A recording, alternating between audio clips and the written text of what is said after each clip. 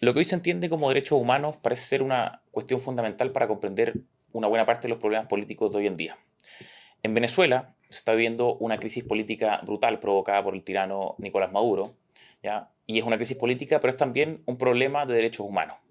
En Chile, en el contexto del mal llamado estallido social, parecía ser que el único baremo o parámetro de medida relevante era si es que se vulneraban o no derechos fundamentales, derechos humanos por parte de miembros de la policía, de las Fuerzas Armadas, etc. Hoy, cualquier pretensión, deseo, interés que pueda tener cada colectivo o grupo busca ser cubierto por el manto sagrado de los derechos humanos. Estamos con Julio Alvear. Julio es abogado, es profesor e investigador de la Universidad del Desarrollo, es experto, especialista en Derecho Constitucional y Filosofía Política y tiene un doctorado en Derecho y otro doctorado en Filosofía. Julio es también autor de este libro, La crítica al discurso de los derechos humanos, El origen. Vamos a conversar sobre derechos humanos, conversaremos sobre cómo se ha instrumentalizado hoy día la categoría de los derechos humanos, su origen, la Revolución Francesa y más. Julio Alvear, bienvenido a FNM, muchas gracias por estar acá con nosotros. Muchas gracias, Francisco. Oye, Julio, antes de entrar a revisar las tesis de tu libro, el impacto de la narrativa de los derechos humanos que ha tenido hoy día en la actualidad, quiero ver si es que me puedes entregar un comentario sobre unas declaraciones de Nicolás Maduro que dio estos días. ¿Te parece que partamos con eso? Partamos con la contingencia. Sí, con la contingencia. Oye, ante el levantamiento opositor a Maduro, levantamiento me refiero a la victoria en las urnas de la oposición, las manifestaciones en las calles, Nicolás Maduro anunció la construcción de 2 cárceles de máxima seguridad para, decía él, la reeducación, ¿ya? Y Maduro hizo una prevención en su discurso donde hacía este anuncio. Decía, lo cito, que esto de las cárceles lo va a hacer en el marco de la Constitución y en el marco de las leyes.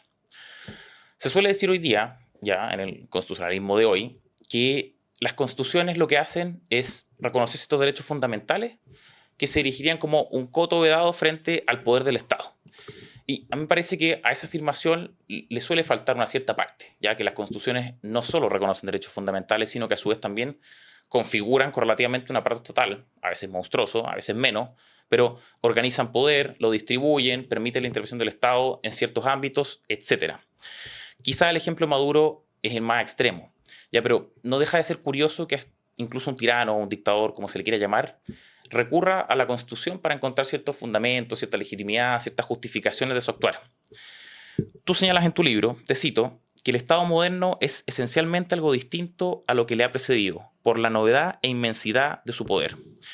Ya vamos a hablar de por qué es distinto a lo de antes, pero quiero quedarme en esto de la inmensidad. ¿Qué pasa con esto en el constitucionalismo? ¿Es algo de lo que no se hace cargo hoy? Se habla mucho de este coto vedado de los derechos fundamentales frente al Estado, pero ¿qué pasa con esta otra parte? Ya, o sea, que hasta el tirano amparado en el texto constitucional puede justificar su proceder con el texto constitucional. ¿Cómo lo ves tú, Julio, esto? Bueno, yo creo que hay dos perspectivas. Hay una perspectiva histórica y otra perspectiva jurídico-política. La perspectiva histórica no se comunican las dos perspectivas, de acuerdo a la histórica y la político-jurídica. La perspectiva histórica es el Estado va a significar a partir de la Revolución Francesa, sobre todo para toda Europa y por correlación para América, ¿no es cierto?, hispánica, la construcción de un poder enorme, un poder inmenso, un poder centralizado, ¿no?, que va a reivindicar la capacidad de crear el derecho a través, por ejemplo, de las leyes. Va a reivindicar la posibilidad, ¿no es cierto?, de tener una policía en todo el territorio, un ejército, etcétera, etcétera. Es decir, un poder muy, muy enorme, desconocido en la antigüedad.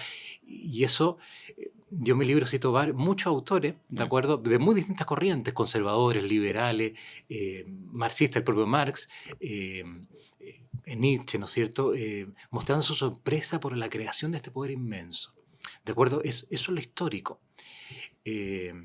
Ahora, lo político-jurídico es distinto, porque lo político-jurídico se teje a partir del discurso del constitucionalismo liberal, de que, y eso ya se encuentra, por ejemplo, en el artículo 16 de la Declaración Francesa de Derechos del Hombre y del Ciudadano.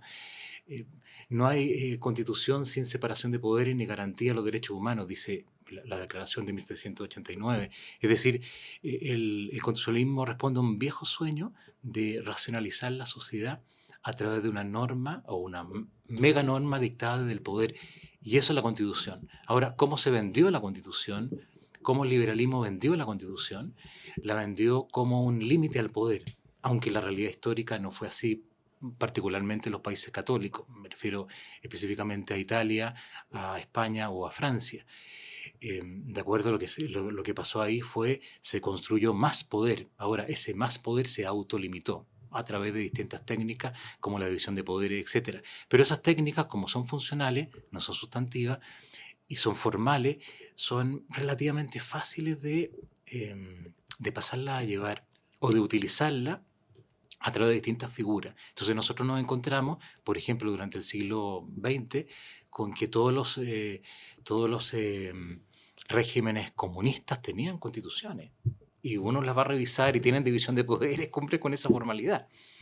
Y el régimen de Maduro tiene una constitución ahora creada, ¿no es cierto?, por el régimen chavista, es una constitución bastante ridícula en cuanto al ámbito de los derechos fundamentales, por la inmensa cantidad de los derechos fundamentales que reconoce. Si llegara un marciano y leyera la constitución de Venezuela, sin haber vivido en Venezuela, diría, qué paraíso, ¿no?, porque todo el mundo tiene derecho a todo, y no se cumple. Ese es otro problema del constitucionalismo, ¿de acuerdo? Pero efectivamente tiene una constitución, tiene formalmente una división, hay división de funciones públicas, de poderes. Ahora, lo que hace Maduro, pero ya con Chávez, es otra cosa, es que a partir de una división formal, de una distinción formal, de una autolimitación formal del poder que está en la Constitución venezolana, es materialmente unificar ese poder controlando, ¿no es cierto?, colocando personas partidarias del régimen y controlando todo el organismo del Estado, la Asamblea Legislativa, el Tribunal Supremo, el Consejo Electoral, creo que se llama así. El Son Consejo todos Nacional Electoral. absolutamente ideologizados, partidarios de Maduro, partisanos. Entonces no existe un régimen probablemente constitucional en operatividad en Venezuela. Claro, pues eso, Maduro es capaz de desplegarlo haciendo uso de la misma Constitución, ¿cierto? O sea, eso son cosas a las cuales se puede llegar con un texto constitucional, en el fondo, ¿no? Sí, hay un cierto fraude ahí Ya. no estoy hablando del fraude electoral, que también lo hay, ¿no es cierto? Hay un cierto fraude constitucional. Esto lo tratan autores, sobre todo franceses, en la década de los 50, la posibilidad, ¿no es cierto?, de tú utilizar enunciados constitucionales para hacerlos sentir, para hacerlos, ¿no es cierto? Está bien, para hacerlos sentir algo distinto para lo cual ellos fueron establecidos, para, ¿no es cierto?, tergiversar las finalidades de esas instituciones. Por eso fraude constitucional, ¿no? El Poder Judicial, ¿no es cierto?, el Tribunal Supremo, está hecho para hacer justicia, ¿de acuerdo? Claro. No para defender a un gobierno ante cualquier demanda contra el gobierno. El Consejo Electoral está hecho para revisar, ¿no es cierto?, la votación, y no para colocarse a favor del gobierno. Claro, lo proclamó, de hecho, al día siguiente claro, de la elección. sin siquiera desglosar las mesas, los votos por mesa, digamos. Entonces, claro, ahí tiene un cierto fraude constitucional operando en la Constitución. Y esto, Julio, de la inmensidad del Estado, yo creo que es algo que las personas hoy pueden identificar, son capaces de identificar, ¿cierto? O sea, dicen, oye, si el Estado es grande, eso lo pueden ver las personas, ¿cierto? Pero más allá de que ellos sean capaces de identificarlo, tú en tu libro tienes la tesis, quizás no una tesis, quizás una observación, de que quizás no es tan difícil, o sea, no es tan fácil identificar que para la gente, que antes habían monarcas, antes habían reyes, ya se hablaba del poder absoluto, ¿ya? Y la gente suele decir, oye, ¿cómo es que antes, o sea, cómo es que hoy día puede decirse que el Estado es más grande o que hay más poder concentrado, ya si antes existían reyes? ¿Qué opinas tú de esa afirmación o de ese pensamiento que puede abundar en la sociedad? Es una ignorancia portentosa también. Es una ignorancia ¿Por qué portentosa una ignorancia? que el gran problema Está extendida, yo creo. que se difunde desde incluso de los manuales de derecho constitucional chilenos. Los manuales de derecho constitucional en otros países son más cuidadosos porque conocen más la historia. Pero tampoco quiero hablar mal de los colegas de derecho constitucional. Pero efectivamente tú lo encuentras, es como un lugar común en Chile sostener eso. Sobre esto se ha escrito mucho y se ha estudiado mucho, pero hay un autor francés, Bertrand de Jouvenel, que tiene un libro magnífico, tiene varios libros. Un libro que se llama El Poder, historia orgánica, ¿no es cierto?, de su crecimiento, y otro que tiene sobre los orígenes del Estado moderno, en donde él analiza el crecimiento particularmente en el segundo libro, el crecimiento del poder del Estado en Francia a partir de la Revolución Francesa. Entonces él dice, la Revolución Francesa quebró muchas cosas. De hecho, la Revolución Francesa lo que hace es quebrar los poderes sociales para dejar solo al poder político, al Estado frente al individuo, pero quebró los poderes sociales. Poderes sociales, Julio, es lo que hoy día entendemos como cuerpos intermedios, Y lo más o que, menos. cuerpo intermedio ya está, es una palabra que ya está de alguna manera contaminada por el estatismo, ¿no? Cuerpo asociativo, Ya, autónomo, iglesia, por ejemplo. iglesia, universidades, comunidades locales, familia. Ya, De acuerdo, ese es un tema interesantísimo. Mm. Pero volviendo al tema de lo que hace la Revolución Francesa cuando quiebra los poderes sociales, y por tanto permite crecer el poder político. Bertrand de Jouvenel sostiene la tesis, pero él de alguna manera la demuestra porque él estudia, ¿no es cierto?, la normativa estatal que se va a crear durante el régimen revolucionario y con Napoleón. Cómo hay una continuidad y un punto donde la Revolución Francesa es un continuo con la monarquía absoluta. La monarquía absoluta francesa lo que hace es intentar absorber ciertos poderes, no todos los poderes sociales, pero sí ciertos poderes, particularmente, ¿no es cierto?, los poderes de las regiones, de los países que se llamaba al interior de Francia, y también, de alguna manera, no absorber, pero sí controlar el poder judicial de los parlamentos. El parlamento en Francia en esa época era el poder judicial, se llamaba así. ¿De acuerdo? Entonces hay una tendencia de centralización por parte de la monarquía absoluta. Lo que hace la Revolución Francesa es profundizar y arraigar esa tendencia a la centralización a niveles, diría, casi infinitos. Y eso es lo que observan los pensadores políticos, insisto, del siglo XIX, de todas las tendencias. Esto está recogido en tu libro. Yo mientras lo iba revisando ahora. Yo cito Exacto. a Marx, a Tocqueville, a Donoso Cortés, a Nietzsche, en fin, a una serie de autores, a Constant, una serie de autores que ellos van describiendo su sorpresa, este monstruo que va creciendo, que no lo conocíamos. Bueno, y ahora estamos acostumbrados.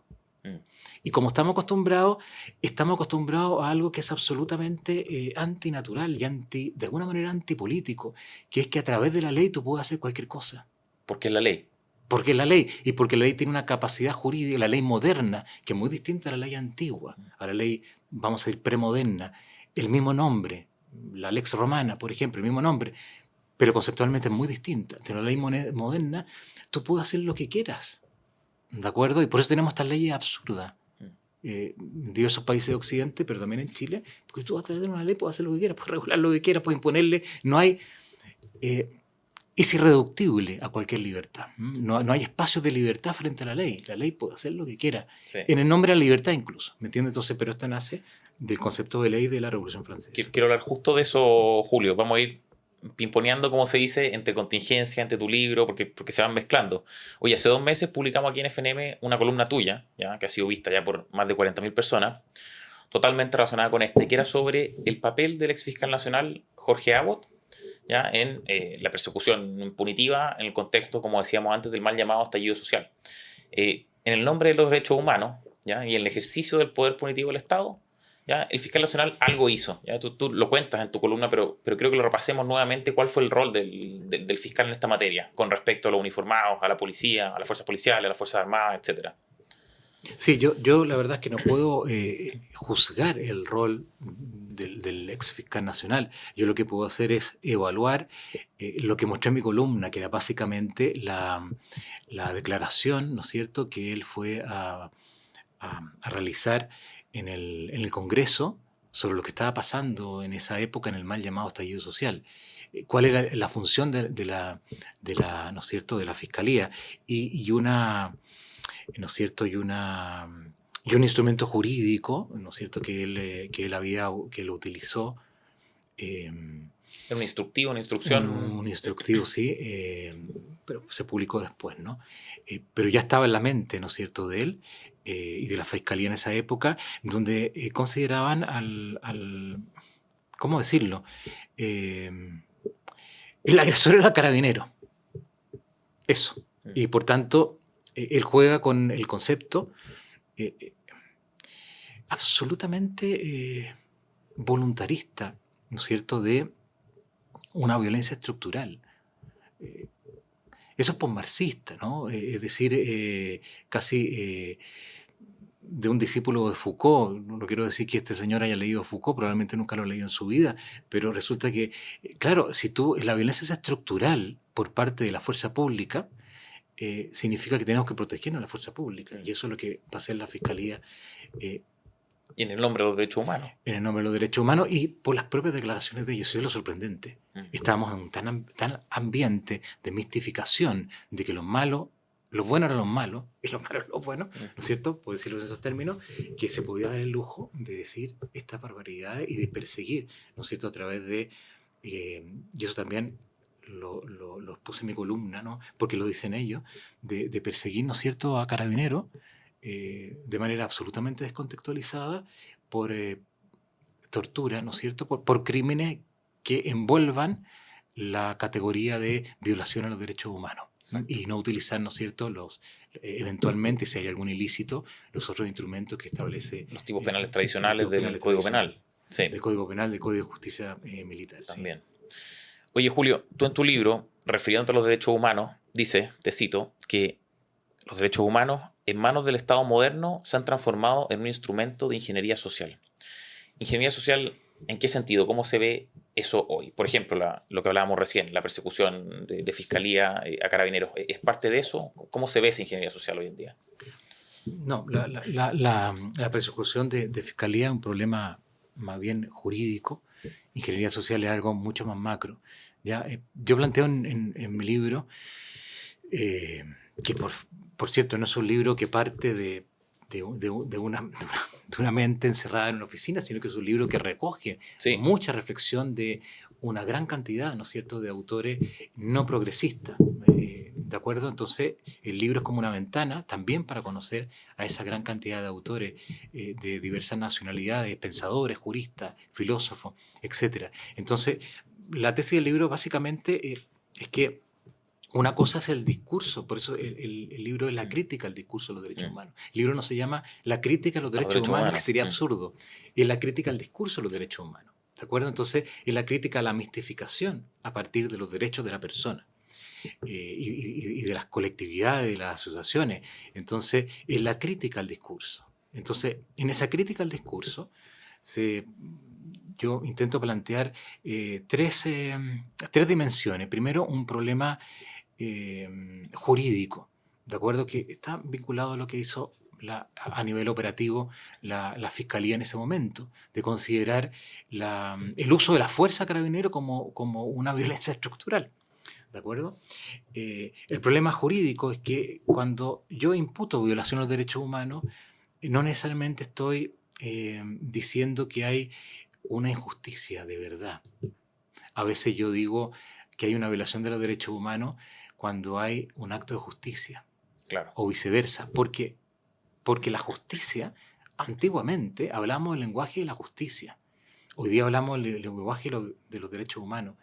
Y a veces yo utilizo el lenguaje de los derechos humanos para afectar la justicia, para atentar contra la justicia. O sea, ¿son los derechos humanos el baremo de justicia? O sea, el respeto o no respeto, bajo las categorías que puedan tener los que sostienen este discurso de los derechos humanos, ¿es lo que mide si hay justicia o no hay justicia? ¿Es algo así? Puede ser. Lo que pasa, como yo lo separé de la justicia y hablo sobre el lenguaje de los derechos humanos, que a su vez es el lenguaje abstracto, genérico y superlativo, me puede caber cualquier cosa. ¿De acuerdo? Entonces, bueno, pero ese es un tema. Y, por ejemplo, nosotros tenemos en Chile, porque lo hemos dejado que sea así, y la derecha blanda, no sé cómo llamarla, amarilla. ¿Quién es la derecha blanda?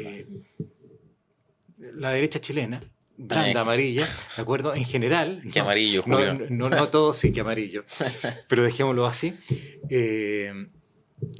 Lo ha dejado. Que ha dejado que el discurso de los derechos humanos lo administre el Partido Comunista. Eso es una aberración. ¿Cómo es posible? Si ellos por ideología violan los derechos de la persona humana, por ideología son totalitarios.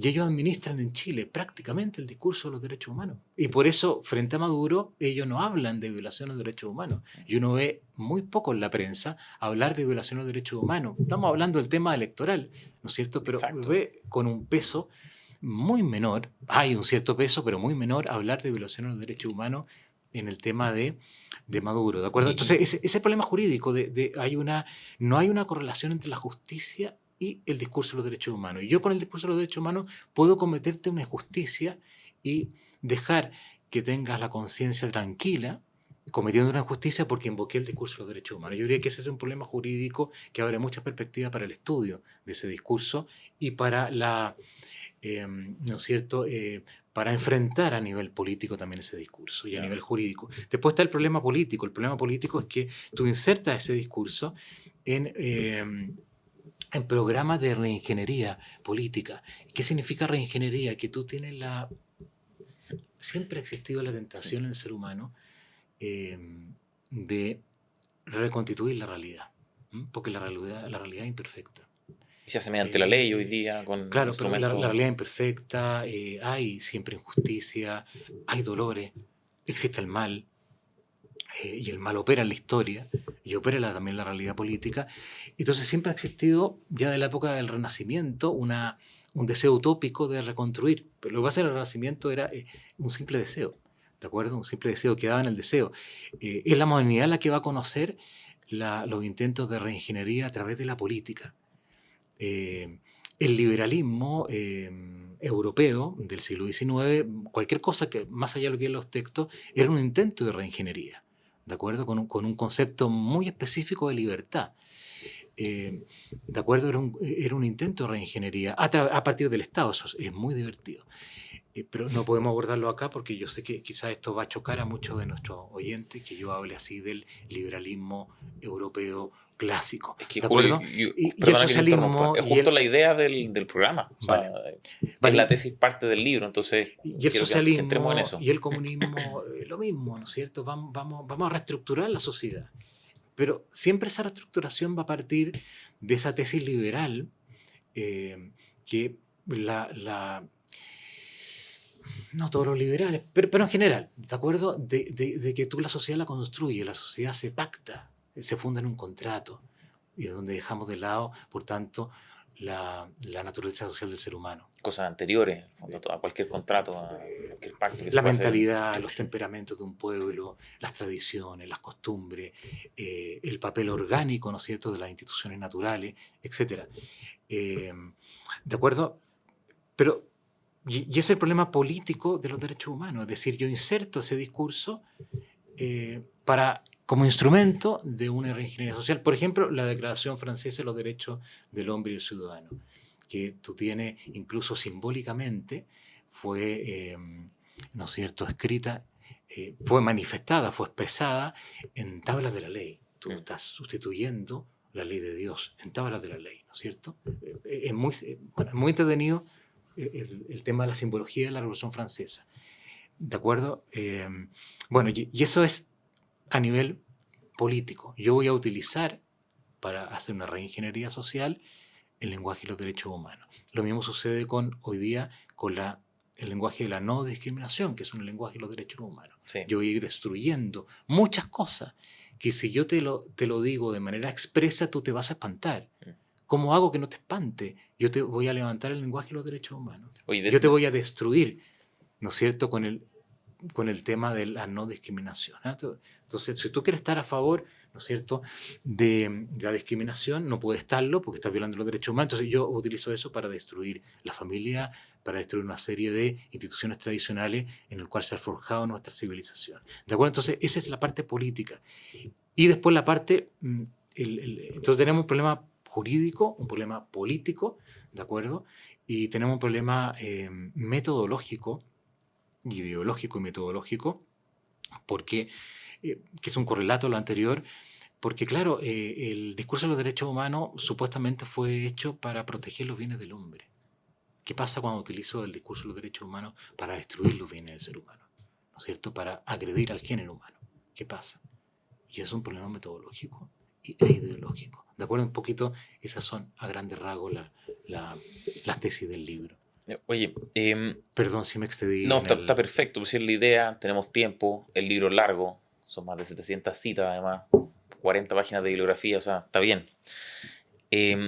Seguramente a ojos de quienes se identifican en la derecha, vamos a hablar de la derecha para simplificarlo, ya pongamos ahí a liberales, conservadores, tradicionalistas, libertarios, de nuevo una simplificación, pero quienes se identifican en ese sector ven esta reingeniería social. Muchos, no todos, hay políticos que no, hay políticos que son parte de ella, pero muchos ven que existe esta reingeniería social desde la izquierda, ¿ya? O lo ven con ciertos derechos que se asocian, por ejemplo, a la izquierda, ¿ya? Pero tú, esto de la reingeniería social, y yo creo que lo expusiste aquí recién, no lo ves como algo en el eje de derecha a izquierda, ya baja un poco más allá y menciona ciertos derechos que uno hoy podría decir, oye, esto no es algo como reingeniería social o no es algo de una construcción de la izquierda, como por ejemplo la propiedad. ¿Se puede ver reingeniería social hoy con el derecho de propiedad? ¿Sí? ¿Y cómo? ¿Cómo crees tú que podríamos estar siendo estando presos de ella? Cuéntame un poco de eso. Sí, lo que pasa es que es el viejo sueño marxista, ¿no? Clásico de abolir la propiedad privada y ese sueño de abolir la propiedad privada, porque es un sueño, ¿no? No se puede abolir en la práctica. Eh, la Unión Soviética no pudieron abolirla, ya estaba la nomenclatura, que eran los dirigentes comunistas que les encantaba la propiedad para ellos. Obvio. ¿De acuerdo? Entonces, ese sueño de abolir la propiedad marcó políticamente, hasta la caída del muro de Berlín, gran parte de la política occidental, porque hay muchas divisiones que no puedo hacer, pero una división entre quienes estaban para proteger la propiedad, porque en diverso grado consideraban que la propiedad cumple una función social muy importante y una garantía de la libertad. Y ahí tenemos muchas corrientes que pueden discutir entre ellas, pero básicamente apuntan a esa defensa de la propiedad. Y están aquellos que querían destruir la propiedad en un sentido, vamos a decir, dramático existencialmente, porque te quitan la propiedad, tú quedas esclavo, ¿no es cierto?, de otras materialidades que te las va a atribuir quien tiene el poder, ¿no es cierto? Entonces, y ahí encontramos el comunismo en diversos grados, ¿no? Hay el comunismo soviético, el comunismo chino, que era más radical, el comunismo yugoslavo, un mix de autogestión, el comunismo Camboya, que es lo más radical, el experimento comunista más radical que se ha intentado en la historia.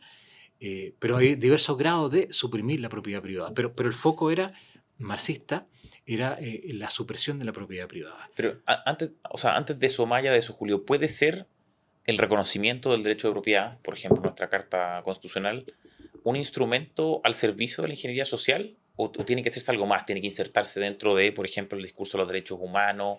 O sea, yo hoy día digo, hoy tengo derecho de propiedad, está reconocido por mi Constitución, perfecto. ¿Pero puede haber un problema detrás de eso? ¿O la función social, por ejemplo? No, a ver, ya, es que entiendo, Sí, Francisco. quizás me expliqué mal. No, está bien, es que entiendo lo que va. A ver si entiendo lo que va. Eh, eh, Esto del discurso de los derechos humanos, que es un fenómeno moderno, ¿de acuerdo?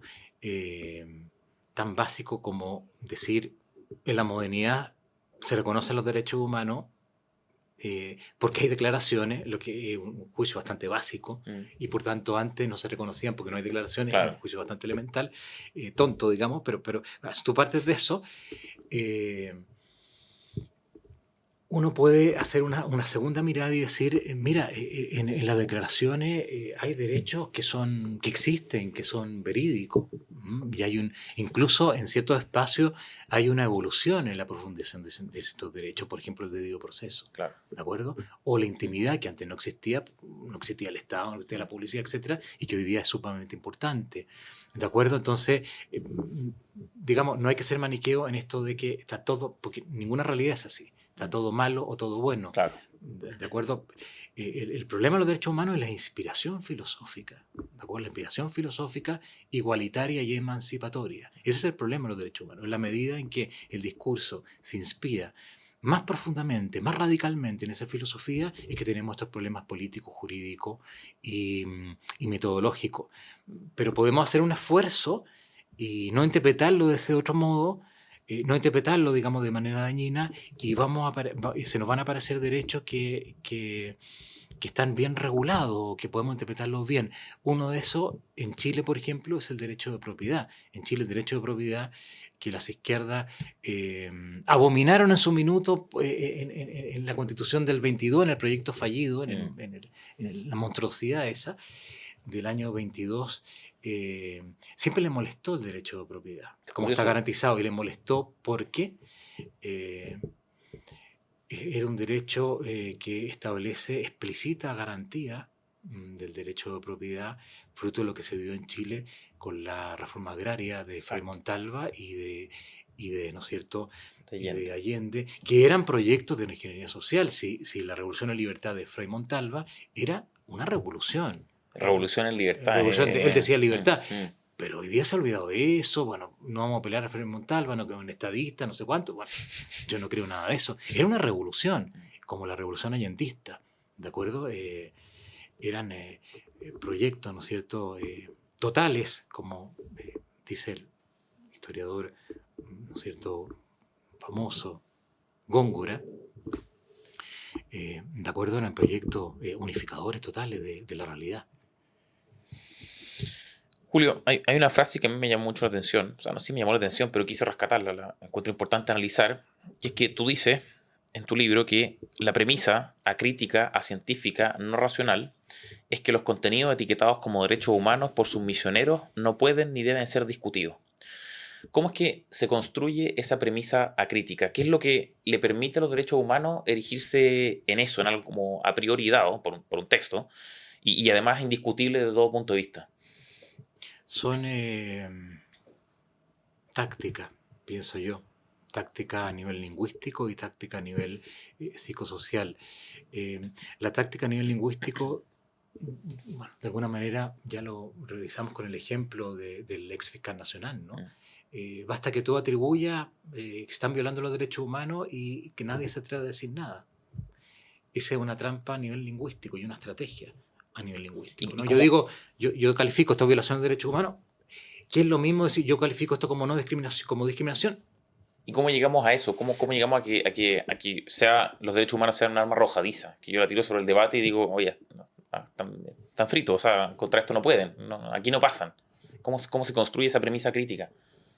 Bueno, esa premisa crítica se construye partiendo de la base de que estamos en una sociedad de alguna manera dispersa moralmente, ¿no? No hay un fundamento moral, eso es propio de la posmodernidad, no hay un fundamento moral, no quieren que exista un fundamento moral ¿no es cierto?, como base política y como, digamos, como modelo de conducta personal. El viejo lenguaje de la virtud y de los vicios, de alguna manera ha perecido y eso me permite transformar incluso los vicios en virtudes. Pero es algo muy racional y razonable que siempre existió ya de la época de los griegos, ¿no? El lenguaje, hablemos de la virtud y los vicios. Entonces hemos dejado el lenguaje y la virtud de los vicios por nuestra propia educación, que ya no los transmitimos incluso, eh, y nos centramos en el lenguaje de los derechos humanos que vienen a sustituir el antiguo derecho natural, ¿de acuerdo? Y viene a sustituir el lenguaje de la justicia. Y como no hay una base común moral, no hay reconocido una base común, es como tú dices, se convierte en una arma antojadiza porque no tienes una base común donde anclar ese discurso. Y que se arroja, o sea, Y por eso, pero esto es una discusión que se dio después de la Segunda Guerra Mundial en órganos de las Naciones Unidas, cuando se redactó la Declaración de Derechos Humanos del año 1948 y comenzó la discusión. Y la discusión consistía en lo siguiente: ¿cuál es el fundamento de los derechos humanos? ¿De acuerdo? Y una discusión muy grande. Porque tú puedes tener, porque claro, tú hablas de derechos humanos, derechos del hombre, pero de alguna manera eso va a depender del concepto que tengas de hombre. ¿De acuerdo? Tú puedes tener un concepto materialista del ser humano, un concepto espiritualista del ser humano. Y los derechos se van a tejer, muchos derechos se van a tejer de manera distinta, con un sentido distinto, con un alcance o con una proyección diversa, de acuerdo al concepto que tú tengas del ser humano. Y se acordó no tocar el fundamento. No tocar el fundamento. Incluso hay textos de autores famosos, Bobbio, Maritain, para nombrar dos, uno cristiano y otro socialista, maestro del pensamiento socialista italiano. No toquemos los fundamentos. Si tocamos los fundamentos nos vamos a pelear. Entonces no toquemos los fundamentos. Y como algo queda sin fundamento, tú lo vas. Queda esa arma arrojadiza que puede utilizarse de manera diversa, ¿de acuerdo? Pero también otro elemento que permite esta utilización de los derechos humanos tan arbitraria es que nosotros mismos no cultivamos ese juego de tener claro el concepto de ser humano. Si lo tuviéramos claro, esta arma no podría ser arrojada, al menos con tanta tanta facilidad. claro.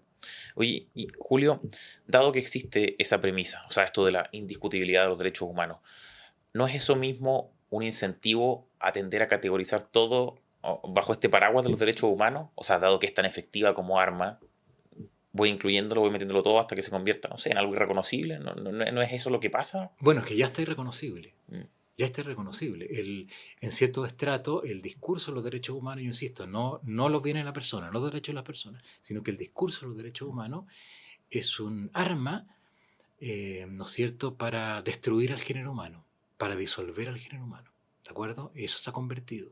En eso estamos, en esa etapa estamos. En esa faceta del discurso de los derechos humanos estamos. Vamos a destruir al género humano. Queremos destruir al género humano. ¿De acuerdo? Entonces, y yo utilizo el lenguaje para eso, los derechos humanos. Es una paradoja. Es la misma, bueno, tampoco hemos cambiado tanto, la misma paradoja. ¿Quiénes más hablaban de los pobres en la época del comunismo? Eran los comunistas. Sí, y era el comunismo un fabricante de miseria. Y hablaba más de los pobres. Entonces, ahora, eso es posible porque de alguna manera ese discurso coloniza los sectores de la sociedad que deberían reaccionar. Entonces tú tienes ¿Cuáles son esos sectores la que no reaccionan? centro derecha. Entonces, ¿Pero son solo políticos, por ejemplo? ¿Son solo gente con cargo de autoridad, el diputado X de la centro derecha, o hay también más allá de eso? no, más allá, ¿no? Más allá. Más allá, no solamente los políticos. Si todos los políticos fueran inteligentes, te diría que son solamente los políticos. Como no es así, claro, hay gente detrás de los políticos. Ahora, muchos políticos se rigen por olfatean el poder o donde creen que están en el poder y van, ¿no es cierto?, desplegándose o replegándose. Pero acá hay una cierta debilidad, ¿no es cierto?, de quienes deberían defender el orden, de quienes deberían defender la familia, de quienes deberían defender, ¿no es cierto?, la estructura básica de la sociedad, una debilidad frente a estos ataques que se realizan en nombre de los derechos humanos. Entonces nosotros tenemos casi el discurso poblado en materia de derechos humanos por esta gente que quiere destruir el género humano. ¿De acuerdo? Y lo digo, podemos tratarlo después, pero lo digo con mucha conciencia de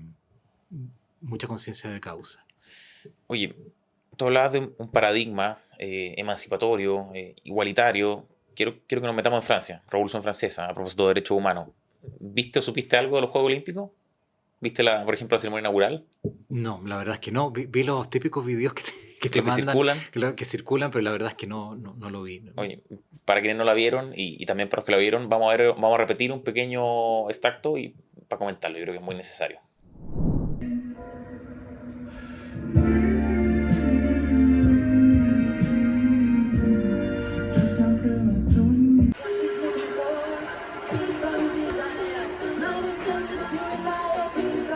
Performing the song King, costumes none other than Louis Vuitton.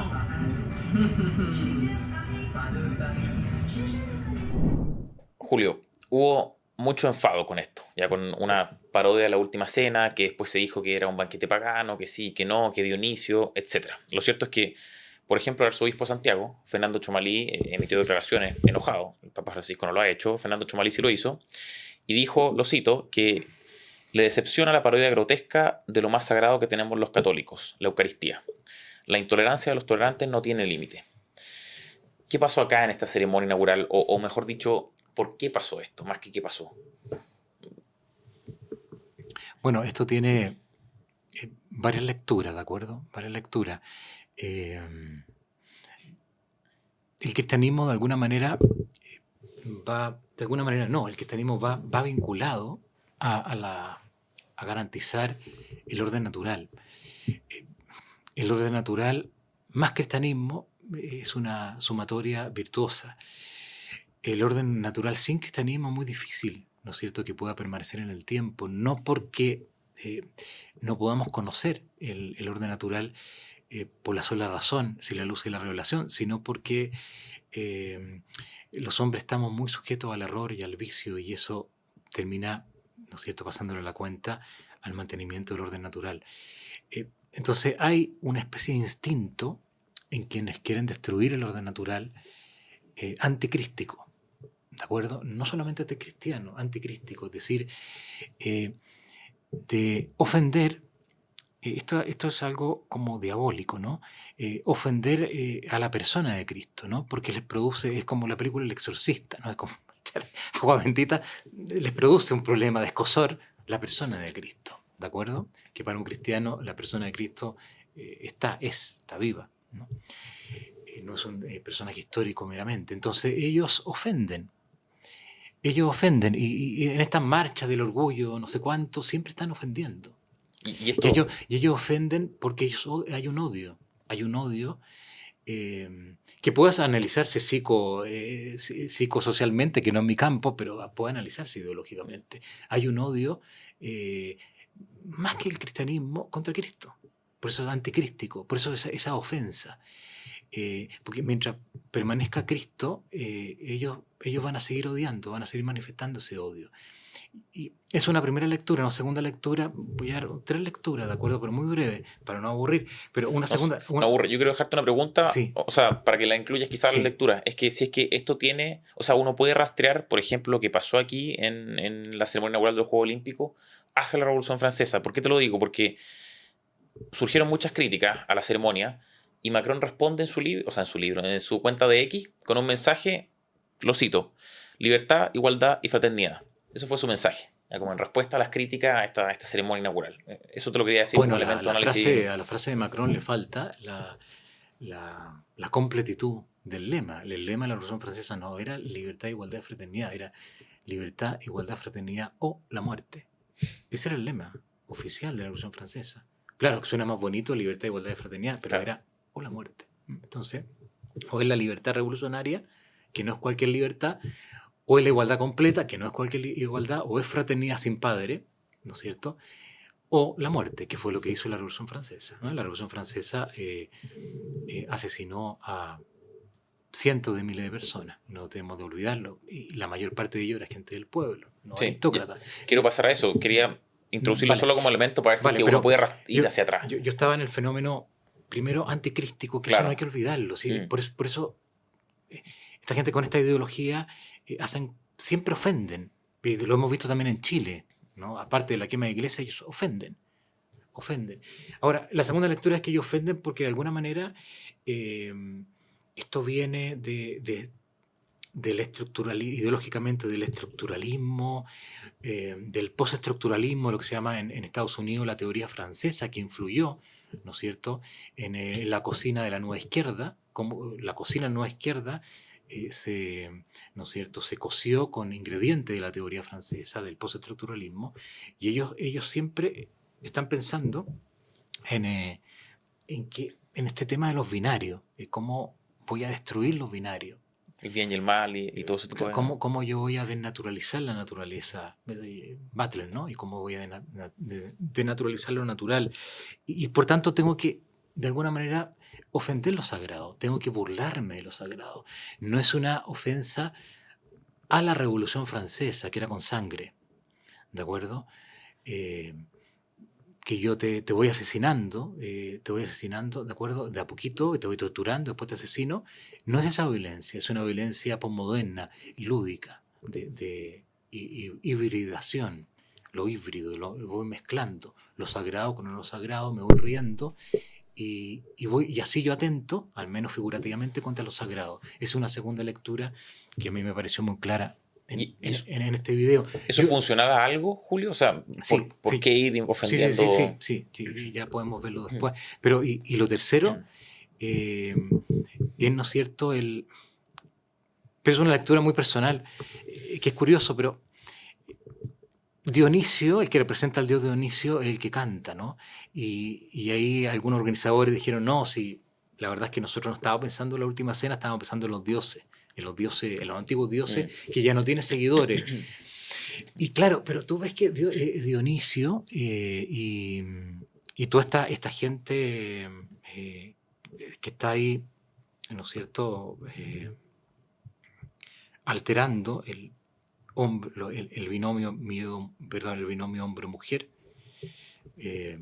lo trans, lo queer, etc. O sea, sí, eso, agreguemos que más allá de si era la última cena, si era Dioniso, si era un banquete pagano, recordemos que esto era una fiesta drag queen que incluía a niños. Uno de los drag estaba con sus testículos al aire, o sea, era eso, ¿no? Claro, lo que Más pasa es allá que de si... eso, volviendo a la primera lectura, también es anticrístico, ¿de acuerdo? Entonces, esta tercera lectura, Dionisio, no necesariamente el dios Dionisio de los griegos, que en un momento terminaron los romanos, o los romanos lo terminaron por Baco, pero de alguna manera los romanos suprimieron la fiesta del dios Dionisio, ¿no es cierto?, porque estaba vinculado al carácter orgiástico, ¿no es cierto?, de la afloración de los deseos humanos más nativos y más violentos, de acuerdo a nivel sexual. Pero de alguna manera Dionisio representa la supresión de la razón en pensadores como Nietzsche. Y todos los autores de la teoría francesa son nietzscheanos. Para no cargarlas todo contra Nietzsche, es la interpretación que hacen de Nietzsche, ¿no? Pues Nietzsche habla de que la ilustración, la modernidad, imperó y estableció la racionalidad, lo apolíneo, por sobre lo dionisíaco. Y hay que volver a dionisíaco como la expresión del vitalismo de la vida, ¿no?, de la anarquía de los deseos del ser humano, porque eso es la vida, no es la racionalidad. Y los teóricos franceses del postestructuralismo, que van a ser, digo, el caldo de cultivo de la nueva izquierda, van a tomar eso, ¿no?, lo dionisíaco y el acabar de la racionalidad que nos impuso la modernidad.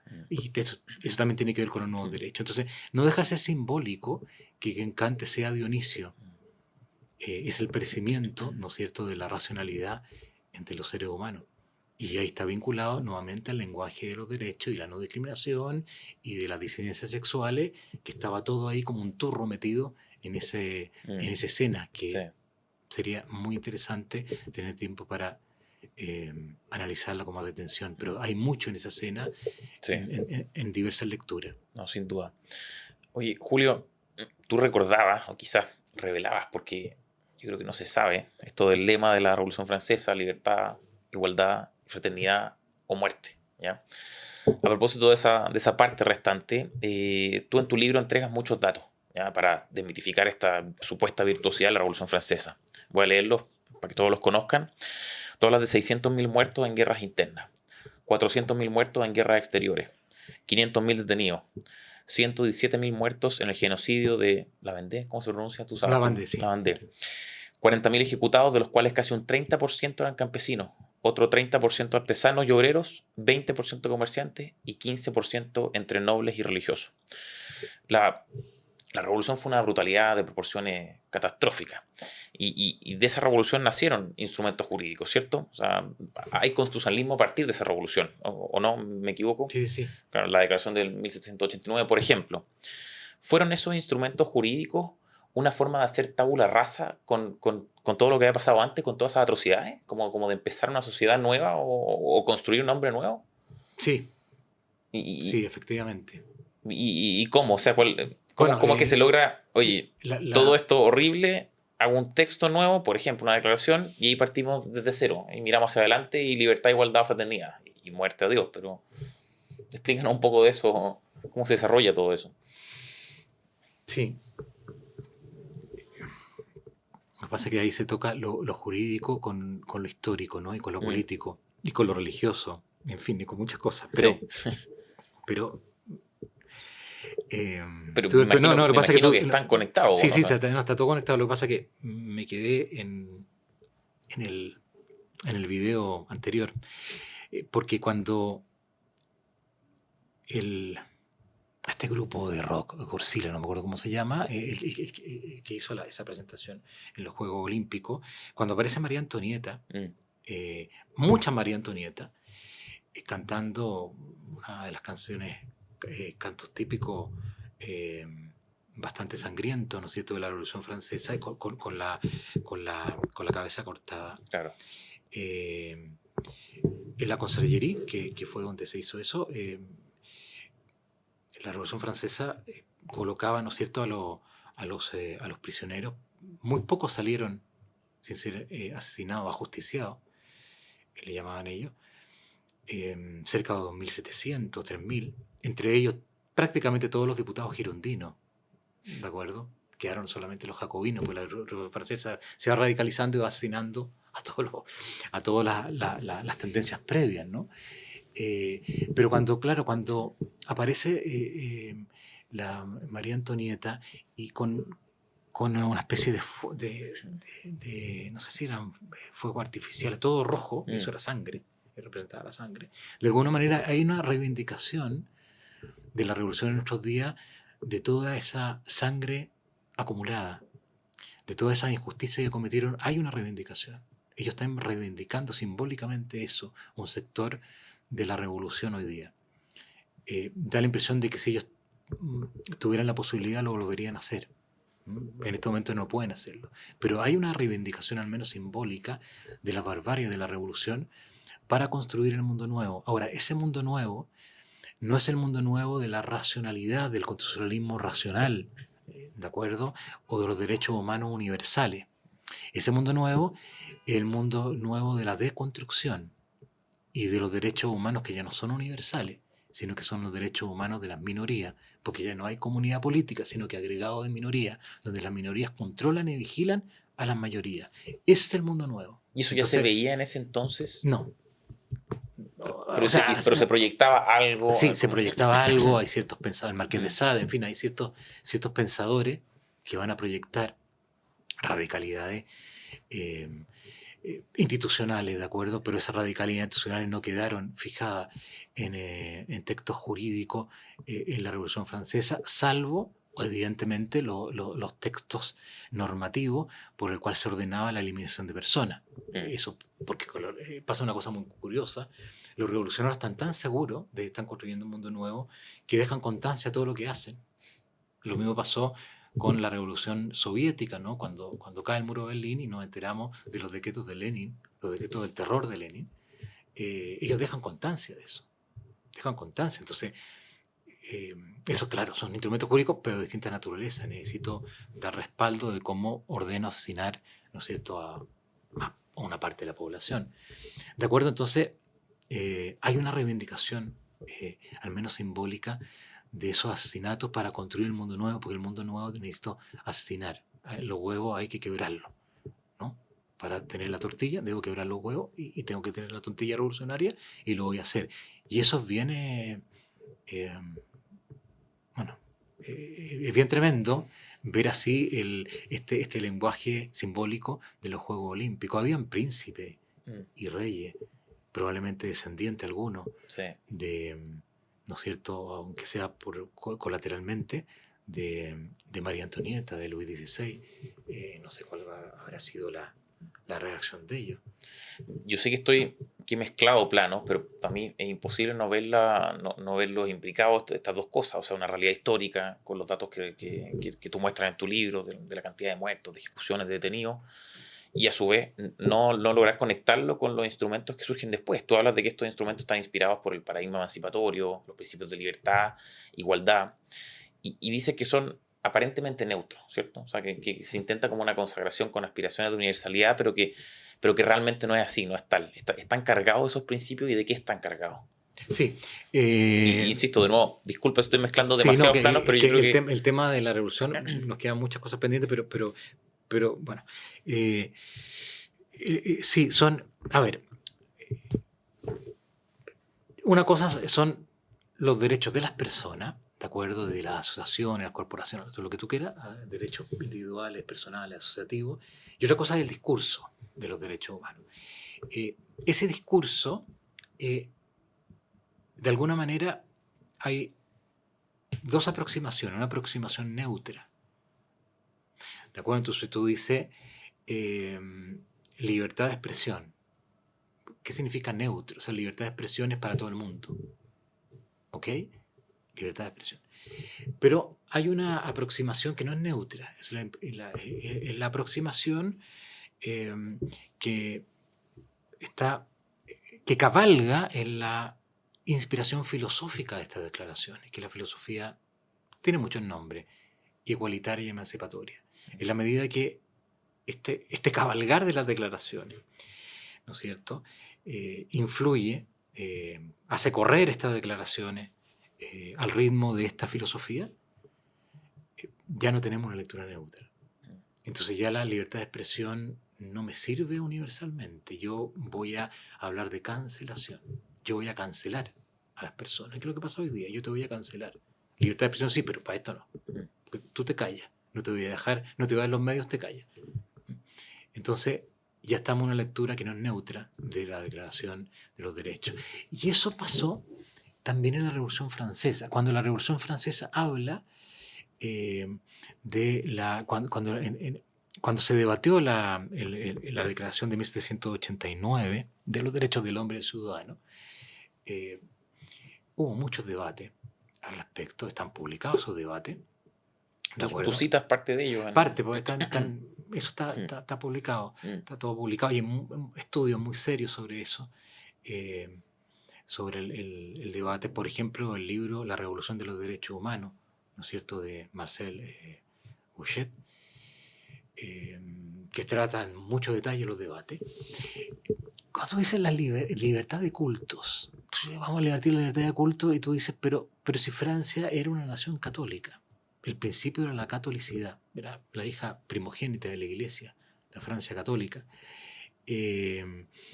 Tú no hablas de tolerancia de religiones distintas, tú hablas de libertad de culto. Entonces, en ese contexto, tú hablas de libertad de culto, ¿para qué? Como un instrumento, ¿de acuerdo?, para multiplicar el cuestionamiento de la religión de la nación, que era la religión católica, ¿no? El sentido de libertad de culto no era el que tenemos hoy día en sociedades plurales, era un sentido de digregador, corrosivo, demoledor. Entonces, tú lees hoy día eso, ¡oh, qué bonito, libertad de culto! Pero en esa época no tenía ese sentido la libertad de culto. Y eso es lo que se debatió en el... ¿Era corrosivo en qué sentido en esa época? Que yo te doy libertad para ofender, insultar, cuestionar las creencias sociales y la moral social que era la católica. Y eso en esa época fue muy cuestionado. O sea, ¿no era eso una apertura o una permisión de otro tipo de credos? ¿No se leía así? ¿O tenía el efecto directo de querer destruir una...? Existían otros credos, ¿no? Ya existían. Credos en su época subversivos, como lo hubo Note, pero no metamos problemas, pero existían otros credos, tolerancia por otros credos. El problema era otro. El problema es cómo yo voy a establecer canales jurídicos y políticos para desmontar lo que es la moral social y la religión oficial de un pueblo, de una comunidad política. Julio, libertad, igualdad son categorías que hoy usamos, ¿no es cierto? Que quizás podríamos decir, a la luz de tu libro, categorías de las que podríamos estar presos, ¿ya? Y nos movemos dentro de cierto marco, dentro del marco, por ejemplo, de la igualdad ante la ley, etcétera, ya, de la libertad para X, Y y Z cosas, como derechos, por ejemplo. Estamos efectivamente hoy moviéndonos, ¿cierto?, de cierto proyecto político que fue diseñado hace siglos. O sea, puede ser que libertarios, socialistas, liberales, tradicionalistas, conservadores, etcétera, se muevan bajo un marco que ya está predefinido y que de él no nos podemos mover o salir, o que está bien, puede haber una variación hacia allá o hacia acá, pero realmente estamos aquí en esta figura que ya fue diseñada hace, no sé, 2 siglos atrás. Sí, yo creo que estamos saliendo hace mucho tiempo, hace algunas décadas estamos saliendo del modelo que se estableció con la Revolución Francesa. Y eso está todos los síntomas. Lo que pasa es que los que sí estamos atrapados en el lenguaje. O sea, es sorprendente con esto de Maduro. Todo el mundo habla de democracia, ¿no? Democracia. Claro. Y uno se pregunta, bueno, aquello que llamamos democracia, ¿es democracia? No tiene mucho de oligarquía, de lo que los clásicos en teoría política llamaban de oligarquía, más que de democracia, que es el gobierno del pueblo. ¿Dónde está el pueblo en los regímenes representativos modernos? ¿Me entiendes? Se habla una serie de interrogantes que algunos autores pero son un buen número de autores, observadores, politólogos. Guy Hermé, por ejemplo, tiene un libro fantástico que se llama El invierno de la democracia. La tesis de él es que estamos en un tiempo de transición, que no sabemos mucho hacia dónde, porque hemos perdido las bases comunes. ¿Y sabemos si ¿No? es un continuo del sistema en el que estábamos inmersos? Probablemente no, porque el sistema inmerso estaba muy, de alguna manera, bien armado, formalmente bien armado. Tú tenías un congreso, formalmente bien armado, y a veces si queremos preservarnos del caos, los tradicionalistas como yo tenemos incluso la obligación de defender lo que hay, aunque tengamos serias objeciones. Claro. Pero es que lo que hay es mucho mejor de lo que se viene. Claro. Es como la única tabla de salvación. Por tanto, no estoy haciendo un llamado a la corrosión de lo que hay, ¿de acuerdo? Pero las instituciones ya no están funcionando como antes. El Parlamento, fíjate, el concepto de ley del siglo XIX era un concepto de ley, era expresión de la razón. Yo decía, las leyes las hace, y no solamente en Chile, pero a veces las leyes ni siquiera se piensan bien. Son expresiones de voluntad. De voluntad, del soberano. O del capricho. Y tú tienes muchas leyes que pasan unos meses y ya estás modificándolas. Entonces tú la ley de fármaco 1 ya y después la modificas porque no estudiaste bien la realidad. Porque ni siquiera tienes el tiempo de estudiar bien la realidad. ¿De acuerdo? Entonces tenemos un problema con el imperio normativo. Tenemos un problema con el papel del Congreso. El Congreso no está ocupando el papel que la teoría democrática le atribuyó. ¿De acuerdo? Y por eso la popularidad del Congreso es una de las instituciones menos aprobadas. Sí, pero es una paradoja en la teoría democrática. La teoría democrática dice que el Congreso te representa. Te representa. Y como te representa el que hace las leyes, por eso las leyes son voluntad del pueblo. Entonces, ese continuo ha sido roto. Y es un ejemplo de por qué lo que tú hoy día llamas democracia es un sistema que ya no responde a sus bases teóricas, porque la práctica, ¿no es cierto?, superó y tergiversó de alguna manera esas bases teóricas y nos encaminamos hacia una transición muy peligrosa de lo que no sabemos qué. ¿Y respondió en algún minuto a esas bases teóricas o fue desde siempre tergiversado? ¿Tienen el ideal emancipatorio, por ejemplo, alguna influencia en esa corrosión, en esa tergiversación? Yo creo que hay dos mundos distintos. En Europa se destruyó mucho para construir eso. Yeah. Y esa destrucción causó graves problemas y causó una división muy fuerte en la sociedad. De hecho, el pensamiento conservador, tradicionalista, conservador, matices de todo el nombre, nace como reacción a lo que hizo la Revolución Francesa. He influido hasta el día de hoy en lo que hace la Revolución Francesa, en lo que hizo o la herencia de la Revolución Francesa, si uno hurga un poquito más de la superficie. Incluso en Estados Unidos, el conservadurismo norteamericano, diversos pensadores del conservadurismo norteamericano son muy contrarios a lo que hizo la Revolución Francesa. ¿De acuerdo? Entonces... Tú lo mencionas como ejemplo, algo que se apartó un poco de... O sea, todo lo que pasó en Norteamérica es algo como que quedó separado de lo que vino después con la Revolución Francesa, como que corrieron caminos relativamente diferentes, ¿no? Sí, caminos diferentes. Y productos jurídicos también. Tú destruiste mucho, dejando a Inglaterra un poquito de lado, ¿de acuerdo? Que nos acopló en muchos casos, en muchos elementos, a esa destrucción. Y también somos herederos de eso de Hispanoamérica. Nosotros rompimos absolutamente con el pasado en vez de hacer continuidad con el pasado. Los anglosajones, Norteamérica de alguna manera no rompió, ¿no es cierto?, con el pasado. Después de la independencia continúa en algunos elementos bien importantes y construye un modelo muy criticable en otros aspectos, pero un modelo más estable porque no va a partir de esa destrucción, de esa división tan radical que es la que hace la Revolución Francesa. Julio, tú dices en tu libro que la voluntad de asegurar absolutamente la independencia abstracta y histórica de los individuos conduce a la muy concreta dependencia del nuevo poder social y político al Estado moderno. Hoy día, ¿en qué estamos? ¿Estamos en independencia abstracta y absoluta o efectivamente en este cierto coto con los derechos fundamentales y libertad, etcétera? ¿O estamos más en esta concreta dependencia del del nuevo poder social y del aparato estatal. No, lo que pasa es que ese libro se llama La crítica al discurso de los derechos humanos, el origen. ¿De acuerdo? Es cómo analizar el discurso de los derechos humanos a partir del origen, de lo que pasó en esos 10 años de Revolución Francesa, lo que se escribió, lo que operó, cómo eso, ¿no es cierto?, de alguna manera creó una tradición, la revolución que crea una tradición, una paradoja, pero no se puede vivir sin tradición, entonces la propia revolución creó una tradición, ¿de acuerdo? Pero falta una segunda parte, que estoy en eso, de los nuevos derechos, ¿de acuerdo? Que es otro modelo. Que critica este modelo y que entra en lucha con este modelo. Yeah. Es como la lucha entre el socialismo chileno y el Frente Amplio y el Partido Comunista, ¿de acuerdo? Unos son democráticos, digamos, al estilo de lo que siempre ha sido, los otros van por otra vía. ¿Te parece? Entonces son cosas distintas. Lo que hace el papel revolucionario de la Revolución Francesa y el carácter modélico para el discurso de los derechos humanos moderno, es claro, es que ellos parten de un concepto artificial de la sociedad y de un concepto artificial del ser humano, un hombre abstracto, completamente abstracto, libre e igual, sin vínculos con la historia, sin vínculos con familias, sin vínculos con asociaciones, ¿de acuerdo? Y ese va a ser el modelo al cual le van a atribuir los derechos.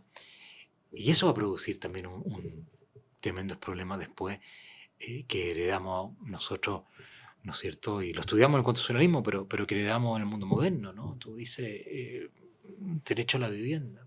Pero eso es derecho. Te lo pregunto por esas cosas. Yo sé que las cosas van evolucionando muy rápido, pero yo imagino que algo queda. O que algo sí, queda o sea, mucho de esa abstracción que tenemos que resolverla en materia jurisdiccional, en el plano de los tribunales, en el plano de la discusión concreta, porque el derecho es concreto, el derecho no es algo abstracto. La justicia es dar a cada cual lo suyo, concreto, no son generalidades. Las generalidades me pueden servir, pero me pueden confundir. ¿De acuerdo? Entonces tenemos ahí un problema metodológico para volver con la palabra, metodológico con las declaraciones modernas de los derechos. Y esos problemas metodológicos, me imagino que están conectados de alguna forma con las declaraciones en Francia, 1789, 1791, algo así. ¿Hay algo, hay alguna conexión o no hay nada? No, claro, ese es el modelo es del hombre universal.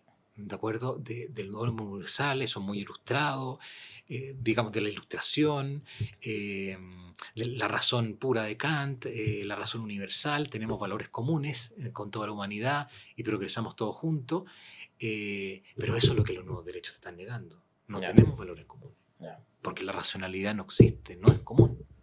Te voy a combatir la racionalidad. Y ahí se producen fenómenos reinteresantes políticamente, de una mentalidad moderna ilustrada, revolucionaria, que ahora se vuelve conservadora, por reacción. Es que, viejo, no me destruyáis la familia, córtala. No me hagáis una constitución bolivariana. Está bien un poquito, pero no tanto, ¿de acuerdo? Sí. Te va a producir. Yo creo todavía, te van a decir los valores comunes, pero esto es que no hay valores comunes, hay minorías. No hay binarios, por tanto no hay valores comunes. ¿De acuerdo? Entonces, eso se teje en lo que se llama el discurso de los nuevos derechos, donde está desde el transhumanismo, el poshumanismo, el género, por cierto, que hay toda una filosofía muy radical detrás del género, que tú la dosificas a nivel jurídico, porque no puedes entrar con el género tal como está teorizado, a nivel jurídico, porque la gente se te opondría inmediatamente. Tienes que ir dosificándolo un poquito con el lenguaje de los derechos. Y en eso estamos. Oye, Julio, quiero pasar a otro tema, que es algo que tú también tratas en tu libro, de hecho le dedicas un capítulo completo, que es el tema de la discriminación, o de la legislación antidiscriminación, el paradigma de la antidiscriminación. Quiero que hablemos un poco sobre eso, sobre el principio de la igualdad, pero que antes de eso veamos, o sea, que hablemos de esto, pero inserto en un debate actual. Actualmente se está discutiendo una reforma a la ley Zamudio en el Congreso. Fue rechazada en general hace un par de meses, pero ahora está en comisión mixta. Entonces quiero que primero veamos un video, que es una intervención de una diputada del Frente Amplio, y después comentemos un poco estas declaraciones. Enfrentar la discriminación es también replantearse la forma en que se distribuye y se usa el poder. La universalidad de los derechos humanos en relación con el principio de igualdad y no discriminación solo puede garantizarse en el marco de una igualdad sustantiva y no meramente formal. No se trata de un punto de partida, sino que de garantizar el punto de llegada y que arribemos en las mejores condiciones y que en el camino se remuevan los obstáculos que impiden el igual goce y ejercicio de derechos y libertades. Esto fue en la discusión en sala de la reforma a la ley Zamudio. Y yo creo que en 30 segundos la diputada Lorena Fríes del Frente Amplio dio varias claves. Mira, una de ellas, la voy a recordar, dice lo siguiente. Enfrentar la discriminación es replantearse la forma en que se distribuye y se usa el poder. Estas declaraciones de Lorena Fríes se pueden leer a la luz de lo que tú tratas en tu libro sobre antidiscriminación, son cosas distintas. ¿Qué te parecen? Quiero saberlo, si es que se relacionan con lo que tú tratas acá, que me cuentes también lo que tratas acá en el libro sobre la antidiscriminación y eso. ¿Me puedes repetir la frase? Por supuesto. Por favor. Enfrentar la discriminación es replantearse la forma en que se distribuye y se usa el poder. Claro, eso es con lo que no estoy diciendo que la diputada haya leído, ¿de acuerdo? Pero son influencias culturales. Eso es Foucault, ya, Michel Foucault, uno de los teóricos de la nueva izquierda, para plantearlo en términos políticos, aunque él no era necesariamente un político, ¿de acuerdo? Pero eso es Foucault, es decir, todo es poder, ¿de acuerdo? Todo es poder. Cualquier relación humana tiene que ser leída como dominación, como poder. Y por tanto, la sociedad, no quiero latear mucho con Foucault, pero un poquito, muy resumidamente, la sociedad son sociedades disciplinarias, ¿de acuerdo? Disciplinarias. ¿Por qué disciplinarias? Porque te disciplinan a través de muchos instrumentos. Te disciplino en la familia y te disciplino en la escuela. ¿Cómo te disciplino? Con los modelos culturales. Por ejemplo, loco o una persona normal, delincuente, un ciudadano honesto, hombre, mujer, ¿de acuerdo? Te voy disciplinando. Voy estableciendo modelos de lo que es y lo que no es. Lo que es y lo que no es. Entonces tenemos que salir de ese modelo, tenemos que subvertir este modelo. Toda identidad es fascista, decía Foucault. Toda identidad es fascista. Entonces yo tengo que liquidar la identidad. ¿Cómo liquido la identidad? Liquido colocando 1000 instrumentos que alteren lo que consideramos normal, para que ya no haya nada normal. ¿Cómo hago eso a nivel jurídico? Con la palabra no discriminación. Entonces tú me decías que hay hombres y mujeres. No, pues si no hay hombres y mujeres. Eso no es natural. Eso, te dicen ellos, eso es prediscursivo. No la Lorena Fríes, te estoy diciendo los teóricos. Eso es prediscursivo. ¿Qué significa prediscursivo? Está antes del discurso y toda realidad es cultural, toda realidad es discurso, palabra, lenguaje, símbolo. ¿De acuerdo? Entonces eso no existe nada cultural. No existe nada antes del discurso, del lenguaje, del sistema de símbolos. Nada. Y el sistema de símbolos está, ¿no es cierto?, afectado volvemos a Nietzsche, por la racionalidad. El sistema de símbolos está afectado por lo que es y no es, por la esencia de las cosas, por la sustancia. Ahora, la esencia de las cosas debe perecer, la sustancia debe perecer. Entonces, el lenguaje de la no discriminación tiene que ver con el poder, porque tengo que desarmar esa sociedad disciplinaria. ¿Y cómo la desarmo? Con el lenguaje y con el derecho de la no discriminación. No sé si se entendió. Sí, no. Me faltan muchos elementos quizás para que se entienda mejor, pero básicamente es eso. Yo no tengo la lectura normal. Yo tengo una lectura de la sospecha. Yo voy a... la subjetividad se construye, y se construye a partir de la familia, y se construye a partir de la escuela, y eso es lo que debo desarmar. Y por eso que es importante a un niño de 3 años hacerle dudar de esa identidad, hombre-mujer, porque eso no es natural, eso es construido, eso es binario. Tengo que desarmar eso. Ahora, ¿por qué tengo que desarmar eso? Porque esto es muy radical, porque yo ya no creo en una naturaleza humana. O sea, yo no es que no crea, yo niego la naturaleza humana, porque discriminación significa, en el lenguaje de ellos, en el pensamiento de esta teoría, No discriminación significa que yo voy a licuar al sujeto. Ya no existe el sujeto. Yo voy a desustancializar a la persona. A la persona la voy a tratar como un acontecimiento, como un proyecto, sin naturaleza específica ni finalidades propias. Como un acontecimiento, como un proyecto que se va construyendo. Tú lo construyes con el hacer, porque no hay nada antes del hacer. Todo este rollo te lo defienden teóricamente en sus libros. Y después se la creen. Que eduquen a sus hijos como quieran. El problema, cuando te lo imponen por el derecho. ¿Y cómo te lo imponen? Con un lenguaje bonito, que es el lenguaje de la no discriminación. Porque si yo te dijera todo esto, tú reaccionarías. Volvemos al inicio. Reaccionaría. No quiero que reaccione. Voy a utilizar el lenguaje y los derechos humanos. Y voy a hablar entonces de la autonomía progresiva de los niños. Voy a diluir la identidad. Disolución de la identidad. Destrucción de la esencia. Mestizaje infinito. Mestizaje infinito. No hay ningún ser, ninguna exterioridad del ser que resista la eterna hibridación. No existe eso. No existe. Ellos quieren destruir eso. Y utilizo el lenguaje, ¿no es cierto?, de la no discriminación. Y ella también dice, vuelvo a citarla, la universalidad de los derechos humanos solo puede garantizarse en el marco de una igualdad sustantiva. Y esto lo dice en el contexto de lo que se denominan los grupos históricamente excluidos o discriminados. Y ahí entra a jugar todo lo que tú nos comentabas, que quizás viene después, lo del colectivo LGTB, el feminismo, el indigenismo, etc. Tú dices en tu libro, las normas o reglas son una imposición de la voluntad del soberano. Ya no pretenden reflejar un orden preexistente, sino que ellas pretenden ser el orden. Y agregas también más adelante que cada grupo, cada colectivo, cada minoría puja por su estatuto propio o brega por ampliar su esfera de influencia sobre los demás. Coméntame esto, quiero saber tu postura sobre lo que dijo Lorena Fríes, también con tus citas, con las citas que acabo de hacer, si están relacionados, que esto de la universalidad de los derechos humanos solo se puede garantizar en el marco de una igualdad sustantiva, etc. Yo sé que son varios elementos, pero tenemos tiempo, así que... El texto de lo que dice ahí la diputada Fríes es una contradicción. Yo no puedo jugar con la universalidad a partir de la disgregación que produce la minoría. La minoría produce una disgregación de lo común, por eso es minoría.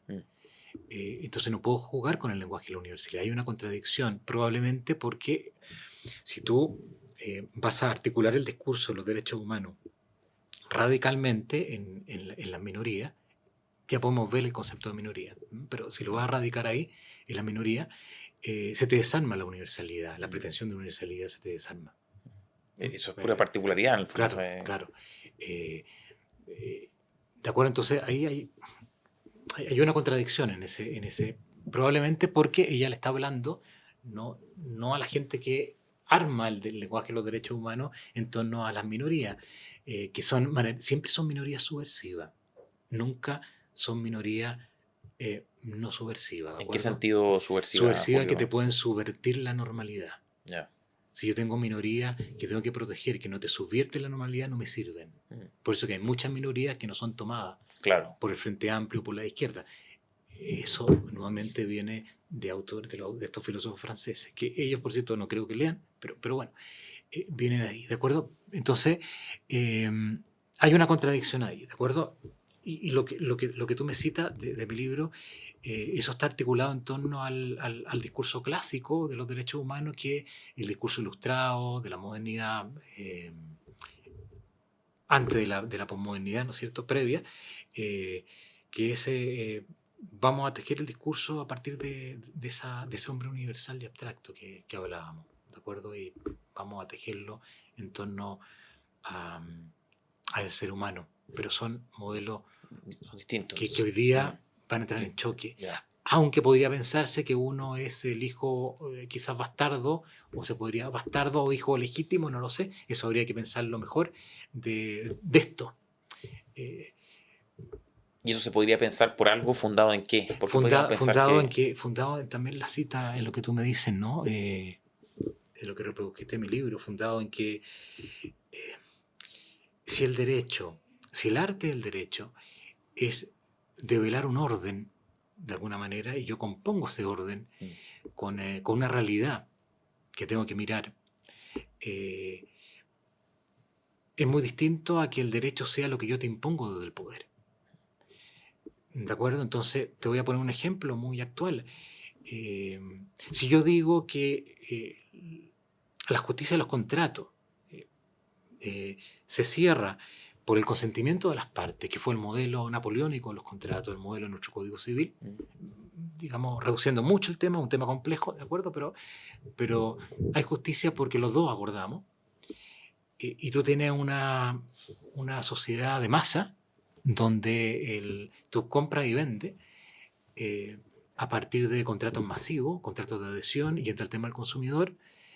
Tenemos que ver nuevamente que el derecho y el derecho a los contratos incluso tiene que ver un orden. Y ese orden no está en la equivalencia de los derechos y obligaciones que crea el contrato. Y ahí entra el derecho al consumidor. El derecho al consumidor es una reivindicación de la justicia natural de los contratos que se había olvidado a partir de la época napoleónica. Porque estamos mirando no solamente el consentimiento y la voluntad, estamos mirando algo que es objetivo. Viejo, si vamos a contratar, que sea equivalente mi derecho con mis obligaciones, tu riesgo y mi riesgo.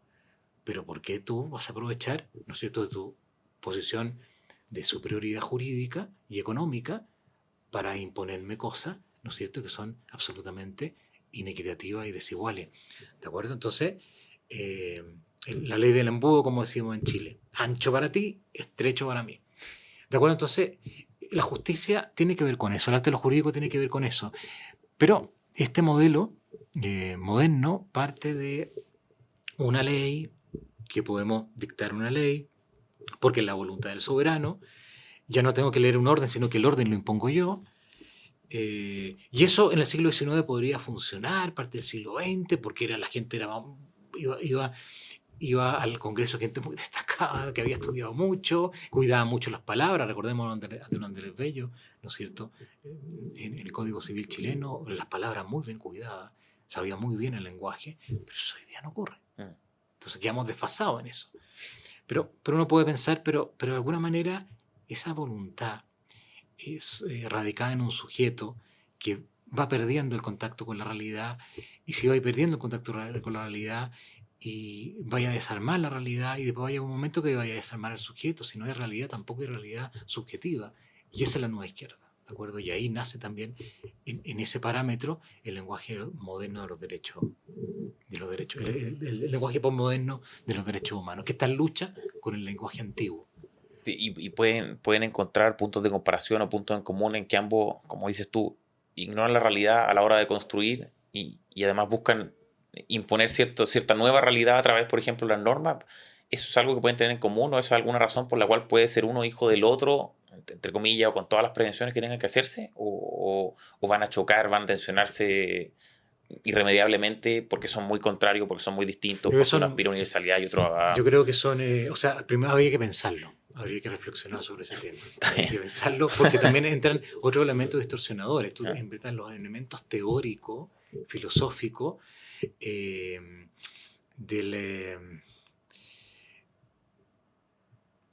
la filosofía estructuralista y después de la filosofía postestructuralista, que ellos se definen como antimodernos. ¿De acuerdo? Entonces, ahora son hijos de la modernidad, no obstante definirse como antimodernos, son hijos que reniegan de su padre, pero no obstante tienen filiación. Yo creo que sí, pero ese grado de antimodernidad habría que estudiarlo con más detalle para efectos de ver cómo está influenciando hoy día en la teoría jurídica. Pero de todas maneras son dos movimientos de marchas distintas. Es decir, tú todavía, de alguna manera, cuando tú planteas pretensiones de validez universal, que hay valores que tienen pretensiones de validez universal, teoría jurídica constitucional, por ejemplo, autores como Habermas, eso necesariamente está en choque con este lenguaje que las minorías priman. Pero no cualquier minoría. Las minorías priman en cuanto estoy subvirtiendo la posibilidad de que existan valores universales, que yo no creo en valores universales. No creo en finalidades comunes, entonces yo te tengo que subvertir no solamente el discurso, sino que la base en torno a donde se crea esa universalidad. Porque niego la naturaleza humana, niego todo es discursivo. Todo es discursivo. Julio, voy a seguir mezclándote cosas, No.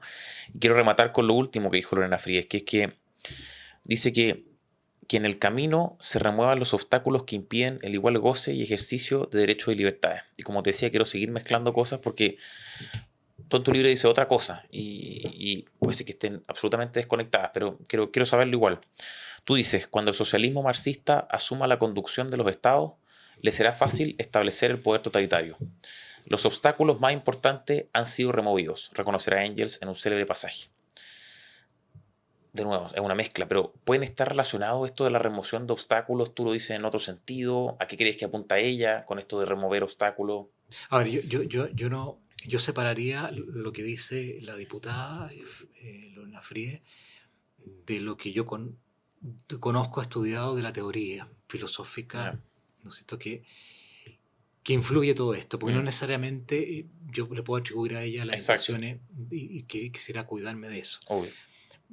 Pero hagamos un análisis deconstructivo que le gusta tanto de este texto, que al final es lo siguiente.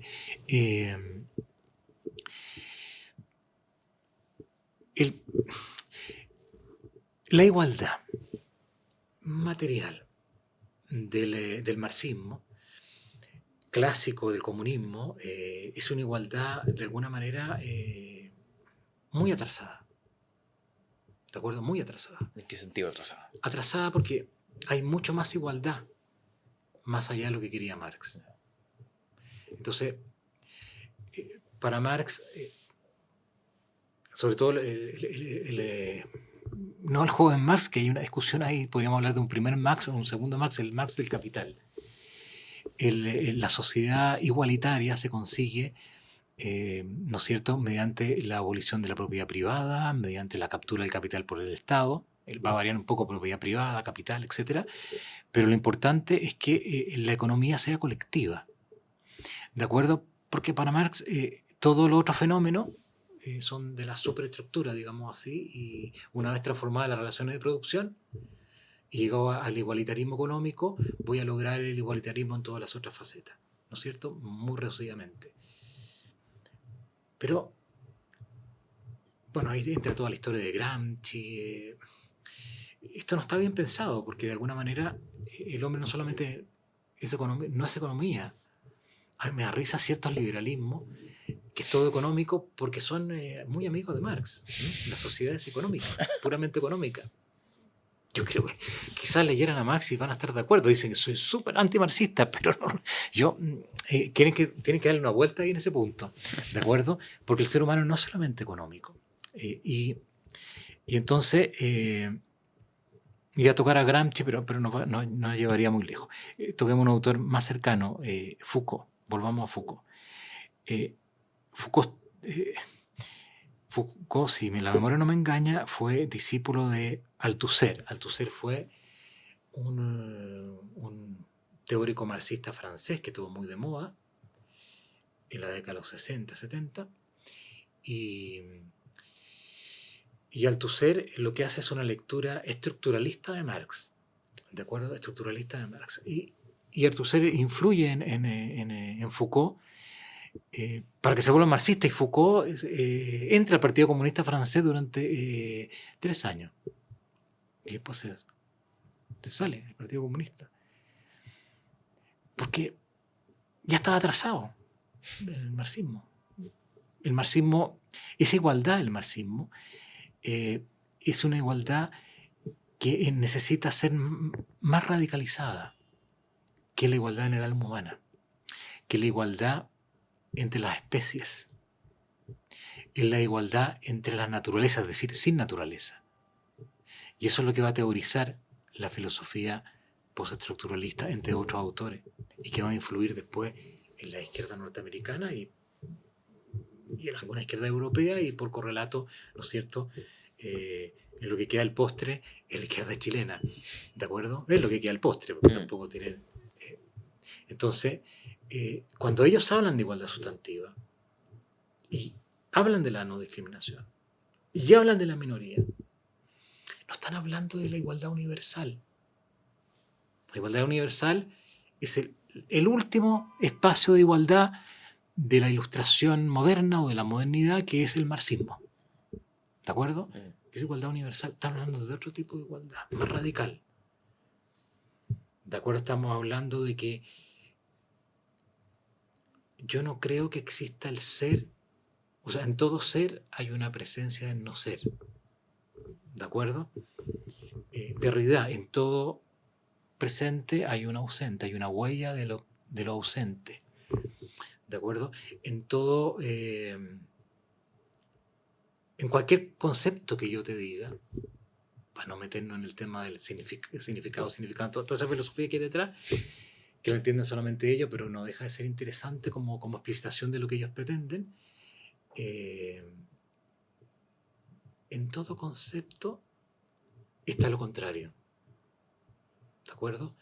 En todo concepto está lo contrario. Yo puedo rastrear lo contrario, puedo rastrear la diferencia, lo que está el no ser en el ser.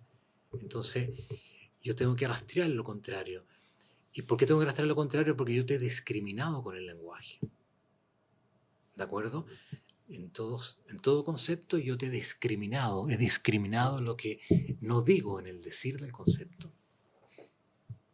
Porque lo he vuelto ausente con el concepto. Por eso voy a discutir contra Sócrates, que fue el que teorizó acerca del concepto, de la esencia. Tengo que descategorizar, incluso en el lenguaje.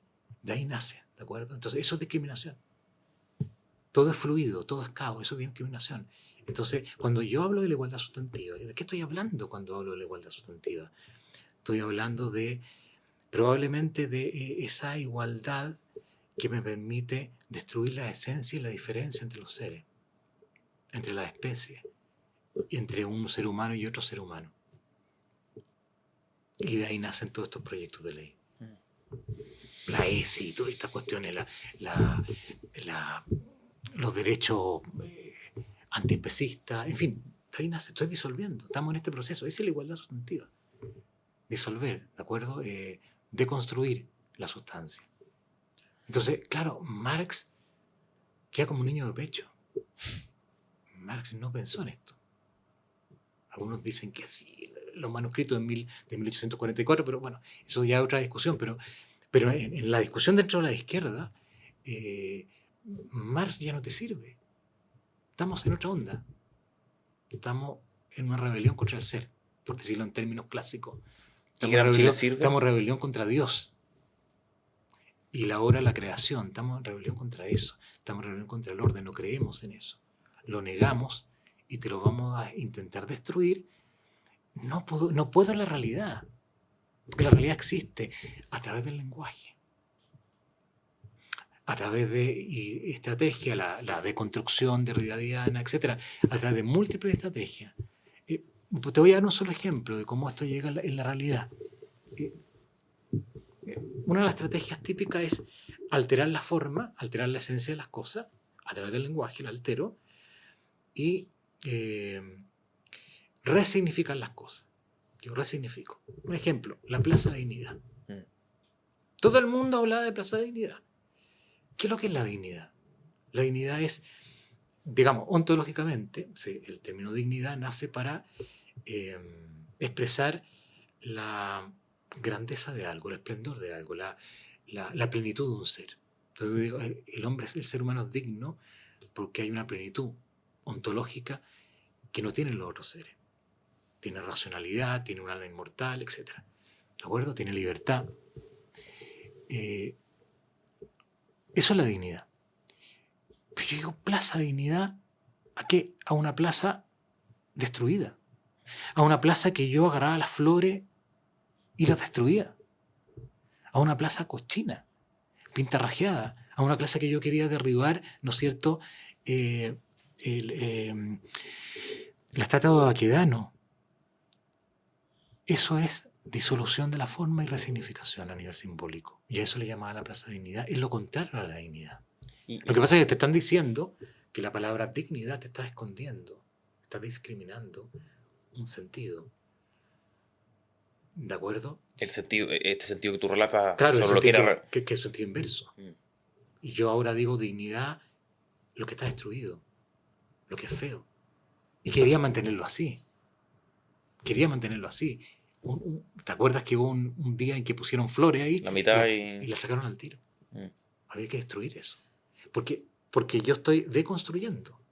Y no era solo la Digamos, plaza, o sea, perdón, simbólicamente, una metáfora, ¿de Mm. acuerdo? En un sentido metafórico. estaba asociada también a ciertas reivindicaciones materiales, esto de la Plaza Dignidad. O sea, no eran cuestiones trascendentales, eran como hoy, mi derecho a la vivienda o el derecho de los pueblos indígenas a X cosa. Eso también es parte de todo esto, de la resignificación, Es que o el contenido que yo... Claro, es que eso pienso yo, eso se instrumentaliza, ¿no? Porque efectivamente habían reivindicaciones que uno puede decir, pero estas reivindicaciones no son legítimas, no vamos a estar...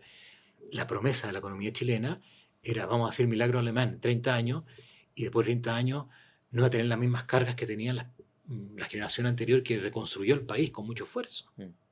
Después de la Segunda Guerra Mundial se reconstruyó el país, 30 años viven mucho mejor, pero resulta que 30 años y cargamos la misma mochila. El país mejoró mucho, pero nadie estaba atendiendo a eso. Entonces, claro, hay una instrumentalización de eso para horadar y destruir no solamente el sistema que llamaban neoliberal, las bases mismas de la civilización. Había una instrumentalización, las bases mismas de la civilización. Si esa constitución era horadar las bases de nuestra civilización. Y por eso, acuérdate, el lema apareció, no eran solo 30 años, eran 500 años. ¿Verdad? 500 años. Y lleno de ese lenguaje, porque esta gente es, como no cree en lo prediscursivo, discursivo, inventa palabras y te imponen palabras. Y lo peor que hace la derecha es aceptar las palabras como esas palabras que inventan el pueblo originario, con una mistificación de la historia, que no resiste ningún análisis crítico desde el punto de vista histórico ni conceptual, no importa, pueblo originario, y se inventan, ¿no es cierto?, 12 pueblos como si aún existieran. Claro. Como si hubieran petrificado la historia, no hubieran recibido influencias culturales, ¿no es cierto?, de un legítimo mestizaje. En fin, resignificación nuevamente. Oye, Julio, tú hablaste mucho de Marx y como decías, tú lo citas también harto en el libro. Quería preguntarte algo porque yo cuando leí una cita de tu libro, refiriéndote a los derechos humanos, dices... Los derechos de un hombre refiriéndote a los derechos humanos bajo el paradigma revolucionario, son los derechos de un hombre abstracto, individualista, ahistórico, no encarnado ni en el tiempo ni en el espacio. Yo cuando leí esto me acordé inevitablemente, y puede no estar nada relacionado, pero fue lo que se me vino a la memoria, o sea, a la cabeza cuando leí tu libro, a Marx sobre la cuestión judía, ¿ya? Que decía que él, haciendo también una fuerte crítica a las declaraciones francesas de derechos humanos, decía que los derechos del hombre no son otra cosa que los derechos del miembro de la sociedad civil, es decir, del hombre egoísta, del hombre separado del hombre y de su comunidad. Y que refiriéndose a la igualdad también señalaba que la igualdad, no es otra cosa que la igualdad de la libertad, a saber que cada hombre sea considerado igualmente como una mónada que descansa sobre sí misma. ¿Qué opinión tienes tú sobre la crítica que hacía Marx a las declaraciones de los derechos del hombre? ¿Compartes en algo? ¿Ves algún cierto cruce con tu tesis del libro o se realizan sobre posturas distintas o sobre cimientos completamente distintos? Quiero tu opinión, porque a mí se me vino en la cabeza Marx sobre la cuestión judía y dije, divertido, quiero comentárselo. A ver Mira, qué hay dos opinas. cosas divertidas. La primera, bueno, no soy marxista, entonces, pero hay dos cosas divertidas. La primera es que la crítica a la Declaración de Derechos Humanos vino del marxismo, pero también de los primeros conservadores, los primeros contrarrevolucionarios. Entonces Berg hace también una crítica, que el padre del conservadurismo, ¿no es cierto?, anglosajón, hace una crítica en sentido, no igual, pero parecido, Claro. al abstractivismo, ¿no es cierto?, esta ridiculez, ¿no es cierto?, abstracta, que te puede dejar desnudo al hombre concreto, pero tú estás feliz porque protege al hombre abstracto. Un poquito, esa es la crítica. Oye, pero si la gente, digamos, apenas tiene que comer y tú dices que proteges todo, no importa, porque ya está en la declaración, dormimos tranquilos. Pero también los autores contrarrevolucionarios, ¿no? Rivarol, de Mestre, hacen una crítica. Rivarol tiene una cosa divertidísima, porque él publica ya apenas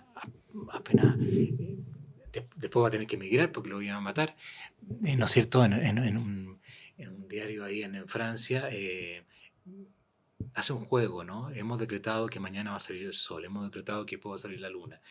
La misma crítica del abstractivismo. Ahora, Marx Marx también comparte eso, pero él hace una cosa distinta a lo que Marx en la cuestión judía está haciendo. Es que después va, ¿no es cierto?, a explicitar, a sistematizar en el Capital. Él va a discutir la, la construcción de la sociedad capitalista. ¿De acuerdo? Entonces él lo que va a decir es que, ¿para qué me habla de la igualdad ante la ley, los derechos humanos, cuando hay todo un sector que son los explotados, que no van a tener derechos, que no van a tener esos derechos? ¿Para qué ese lenguaje universalista abstracto si estáis viendo? O sea, el aseguramiento de ciertos derechos como la propiedad, la igualdad ante la ley para una cierta clase privilegiada, por decirlo de alguna forma, para para los Pero si burgueses. tú me hablas de la propiedad, pero estamos hablando de una masa de proletarios. Estamos una masa de proletarios, ¿no es cierto?, que trabaja 14, 18 horas, que lo que tiene son los hijos, y no tiene nada más, que depende absolutamente de tu trabajo, porque no tiene rentas como tú, como burgués, ¿de acuerdo? Y esa es la realidad que va a criticar Marx, aunque probablemente nunca haya visitado una fábrica, ¿no es cierto?, en Inglaterra, pero eso, la crítica de él está fundado en eso. Ahora, eso de alguna manera lo compartió también el pensamiento conservador y tradicionalista del siglo XIX, pero desde bases distintas, Claro. porque el pensamiento tradicional conservador, lo que me estás... las relaciones sociales me las están mercantilizando, me están mercantilizando todo. Y yo no quiero esa sociedad. Pero Marx, otra cosa, ¿no es cierto? Marx es que yo quiero otra sociedad con una igualdad mucho más radical que esta. Entonces era un poquito distinta, ¿no es cierto? Sí, no, sí. Mi intención obviamente no fue asociarte a Marx, sino que comentarte No, cuando lo que yo pasa leí... es que Marx tiene... todo pensador tiene reflexiones interesantes también, Obvio. y Foucault también tiene reflexiones interesantes. Todo pensador tiene... Lo que pasa es que, claro, la filosofía que nos inspira, para mí es absolutamente corrosiva. Julio, en el final de tu libro tú dices que la marea ideológica es demasiado fuerte para resistirla. Una vez dentro de ella, nadie puede escapar. Eso en las partes finales. La Revolución Francesa ya ocurrió. Dejó toda la tradición jurídica que de ella devino, si que así se le puede llamar. Esa tradición hizo lo suyo. Y tú hablas en el final de higienizar. ¿Ya? Higienizar, tú me corregirás si es el discurso de los derechos humanos o la teoría de los derechos humanos. ¿A qué te refieres con higienizar? ¿Ya? Porque como te preguntaba antes, nosotros pareciera ser que estamos parados en cierto marco, ¿cierto? Ya que está inspirado puede ser por ciertos principios, quizá hoy día ya estemos cortando este como modelo anterior y estemos entrando en otros, pero ¿qué hacemos? Por ejemplo, yo te planteé al principio, oye, mi constitución reconoce el derecho de propiedad y yo puedo estar feliz con ese derecho, pero puede ser que ese derecho también esté inspirado en otros paradigmas, el paradigma emancipatorio, estoy diciendo nomás, puede ser que no. ¿A qué vas tú con higienizar esta teoría o el discurso de los derechos humanos? ¿Y cómo se hace? Si es que se puede. Sí, bueno, me refería a higienizar la mente, ¿de acuerdo? Ya. Que lavarse la mente de este agobio, de este discurso tóxico de los derechos humanos. Volver a repensar la realidad, volver a amar las lealtades que todos los seres humanos tenemos, ¿no es cierto?, con el orden natural, con lo creado, con la familia, con la patria, con Dios. Fíjate, familia, patria, Dios, comunidades locales, todo aquello que pretende ser barrido hoy día. Es que si tú no te higienizas, vas a quedar capturado por el lenguaje.